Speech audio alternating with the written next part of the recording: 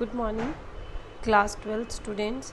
Chapter 5 start करेंगे हम आज, जिसका नाम है कॉन्टीन्यूटी एंड डिफरेंशिएबिलिटी। फर्स्टली ये जो आपका चैप्टर है, ये जो आपका टॉपिक है कॉन्टीन्यूटी एंड डिफरेंशिएबिलिटी, ये वेरी फर्स्ट टॉपिक है of which come under calculus.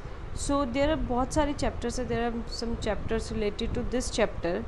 जैसे कि ये चैप्टर तो है ही कॉन्टीन्यूटी एंड डिफरेंशिएबिलिटी, फिर इसकी एप्लीकेशन आएगी, application of continuity and differentiability, then integration, फिर इंटीग्रेशन की एप्लीकेशन आएगी, application of integration, then differential equation. तो ऐसे बहुत से चैप्टर्स हैं जो ये एक दूसरे के साथ इंटरकनेक्टेड चैप्टर्स हैं। तो फर्दर चैप्टर्स को समझने के लिए इट इज़ वेरी इंपॉर्टेंट कि हम फर्स्टली ये जो हमारा चैप्टर है कॉन्टीन्यूटी एंड डिफरेंशिएबिलिटी चैप्टर 5, इसको अंडरस्टैंड करें। So this chapter is very important because ये सभी जो आपस में इंटरकनेक्टेड चैप्टर्स हैं। तो अगर आपको कॉन्टीन्यूटी के बारे में नहीं पता होगा तो आपको डिफरेंशिएबिलिटी के बारे में पता नहीं लगेगा, डिफरेंशिएबिलिटी नहीं पता होगी तो एप्लीकेशन नहीं हो पाएगी, एप्लीकेशन नहीं पता होगी तो you can't define integration, integration की फिर आगे एप्लीकेशन भी हमें दिक्कत आएगी करने में। So it is very important कि आप अपने बेसिक को समझें। तो जो भी मैं आपको करवाऊँगी, जैसे भी नोट्स बनाऊँगी, आपने अपनी फेयर नोटबुक में वैसे ही नोट्स बनाने before practising your questions of exercise. पहले आपको डिट्टो वैसे आपके नोट्स बनाने आपके पास होने चाहिए। आप चाहे तो नोट्स की नोटबुक अलग बना सकते हैं और अपनी फेयर नोटबुक अलग रख सकते हैं, वो आपके विषय। और चाहे तो एक्सरसाइज स्टार्ट करने से पहले अपना चैप्टर की हेडिंग डाल के एक्सरसाइज के क्वेश्चन स्टार्ट करने से पहले इस सम को बोला गया है कि स्मॉलर नंबर में कौन सा नंबर ऐड किया जाए कि हमें बिगर नंबर मिल जाए। तो उसके लिए हम क्या करेंगे, इन दोनों को सब्ट्रैक्ट कर देंगे। तो हमारा जो आंसर आएगा उसको अगर हम स्मॉलर नंबर में ऐड करेंगे तो हमारा आंसर बिगर नंबर होगा। जैसे 17 में से अगर हमने 6 को माइनस किया तो हमारे पास 11 आया। 11 + 6 = 17। इसी तरह 145 में से 20 को माइनस करना है, 45 में से 25 को। Now do next sum. Subtract each of the following.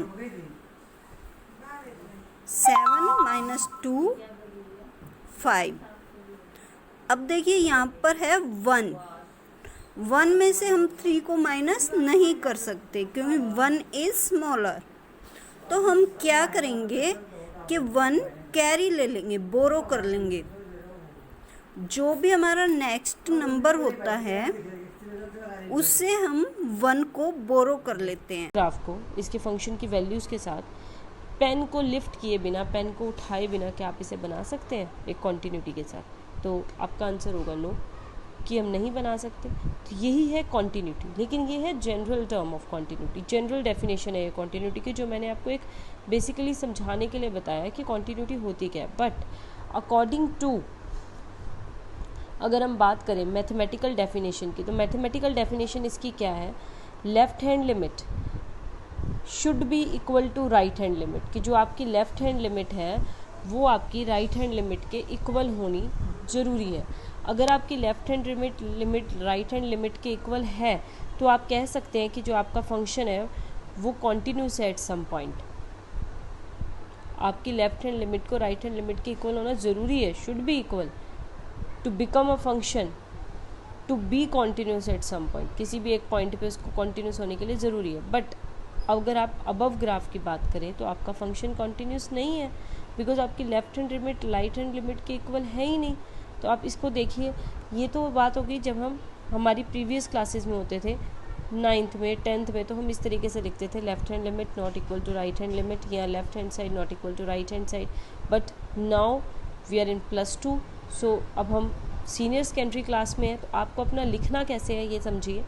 इस तरीके से आपको लिखना है, लिमिट लिख के उसके नीचे लिखोगे आप x 0 नेगेटिव। आपकी लिमिट कितनी है? 0 नेगेटिव। जब आप लिमिट लिख के उसके नीचे लिखोगे आप x 0 नेगेटिव, आपकी लिमिट कितनी है? 0 नेगेटिव। जब आप नेगेटिव की बात करें मतलब लेस देन, तो आपका जो फंक्शन है वो इक्वल होना चाहिए x 0 पॉजिटिव फंक्शन x के, लेकिन ऐसा तो है ही नहीं। जब आपने बात की आपका फंक्शन 0 नेगेटिव है मतलब ये, तब आपकी लिमिट 1 जा रही है। जब आपका फंक्शन 0 पॉजिटिव है तो आपकी लिमिट ये जा रही है। ठीक है, तो मीन्स इक्वल तो है ही नहीं। तो ये जो चीज़ है ये होनी ज़रूरी है। This condition is necessary but not sufficient, इस चीज़ को भी समझिए। ये होना ज़रूरी है लेकिन सिर्फ इसके होने से आपका फंक्शन कॉन्टीन्यूस नहीं होगा, इसके आगे भी कुछ और होना ज़रूरी है। बट ये आपका बेसिक है, ये आपका फर्स्ट स्टेप है, ये होना इज़ वेरी वेरी नेसेसरी। और इसको आपको लिखना भी इस तरीके से, आप ये नहीं लिखेंगे left hand and right hand. देखिए ज़ीरो नेगेटिव, अगर आप एक ग्राफ की बात करते हैं, इंटीजर लाइन की बात करते हैं, तो आपकी लेफ्ट हैंड साइड में क्या है, नेगेटिव टर्म्स आती है ना, ज़ीरो नेगेटिव। तो आप अपना लेफ्ट हैंड साइड में लिखेंगे ज़ीरो नेगेटिव, लिमिट जिसमें x की वैल्यू ज़ीरो नेगेटिव है, आपका फंक्शन इक्वल होना चाहिए ज़ीरो पॉजिटिव के, वो भी आ गया आपका फंक्शन। इस तरीके से आपको शो करना है। अब बात आती है आगे, जो मैंने आपको बताया कि वो नेसेसरी था, सफिशिएंट नहीं था, तो सफिशिएंट क्या है वो हम आगे करेंगे। अब देखिए, ये भी मैं आपको एक एग्जांपल से, एक फंक्शन से समझा रही हूँ। लेट्स सपोज ये हमारा फंक्शन है।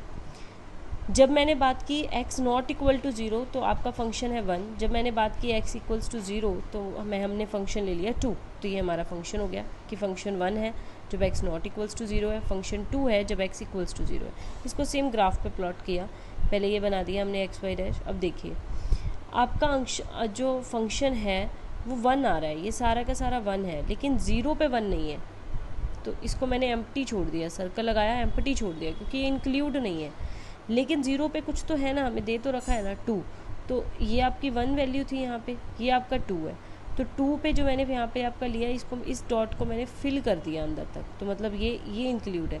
अब आप मुझे बताइए, सेम वही क्वेश्चन जो मैंने आपसे लास्ट टाइम में पूछा था, क्या यहाँ पे आपकी left hand limit right hand limit की इक्वल है? तो हम कहेंगे येस है। Left hand limit right hand limit की आपकी इक्वल आ रही है, ये साइड इस राइट साइड की इक्वल है। बट क्या आप इस ग्राफ को without lifting your pen draw कर सकते हैं? क्या ये ग्राफ आपका कॉन्टीन्यूस ग्राफ है, कॉन्टीन्यूटी से ड्रॉ कर सकते हैं? तो आप ध्यान से देखिए, आप नहीं कर सकते हैं, क्योंकि यहाँ पे आपके पास खाली है, एम्प्टी है। अगर आपकी ये वैल्यू भी 1 के इक्वल होती तो आप एक ग्राफ को ड्रॉ कर सकते थे, बट अब आप नहीं कर सकते हैं। ये तो ऊपर जा रहा है और ये खाली है। यहाँ पे आपका पेन रुकेगा, फिर यहाँ पे आपका पेन दोबारा स्टार्ट होगा। तो आपको पेन होता तो आपका ये ग्राफ इस तरीके से विदाउट लिफ्टिंग योर पेन आपका ये ग्राफ बन जाता।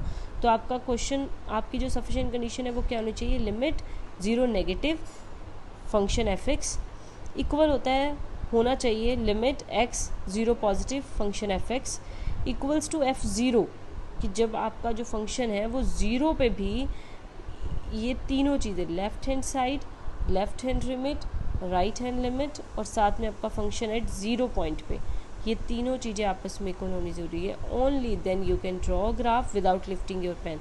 तब आपका ग्राफ इस तरीके से कंप्लीट बनेगा बिना पेन को लिफ्ट किए, कि लेट्स सपोज यहाँ पे आपका 0 है और वो भी आपका इंक्लूड है, तो आप बिना लिफ्ट किए पेन को बना रहे हैं। सो a function f(x) has its domain as subset of real number. Let there be a point c in its domain, then f(x) is a continuous at c. तो मतलब अगर आपको मान लो आपको यहाँ पे c बोल दिया, 0 की जगह आपको कोई नंबर बोल दिया, कि लेट्स सपोज 2 बोल दिया, तो 2 नेगेटिव जो आपका फंक्शन है वो 2 पॉजिटिव और प्लस फंक्शन 2 पे भी सेम होना चाहिए। तो ये नहीं है कि आपका ये पॉइंट भी अलग अलग हो। तो जो है आपके पास, अगर 0 की जगह कोई नंबर भी है आपके पास फंक्शन में, आपका डोमेन है, तो वो भी इक्वल होना चाहिए। तो ये तीनों चीज़ें आपकी इक्वल होनी चाहिए। स्टूडेंट्स, एक बार के लिए आप इतने नोट्स बनाइए, ये जो मैंने आपको जितना बताया ये आप अपने नोट्स में नोट डाउन कीजिए, अपनी नोटबुक में। क्वेश्चंस के साथ मैं आपकी वीडियो कल बनाऊंगी। हम क्वेश्चंस को इसी कंसेप्ट के साथ कल समझेंगे कि हमने क्वेश्चंस को कैसे करना है। Thank you.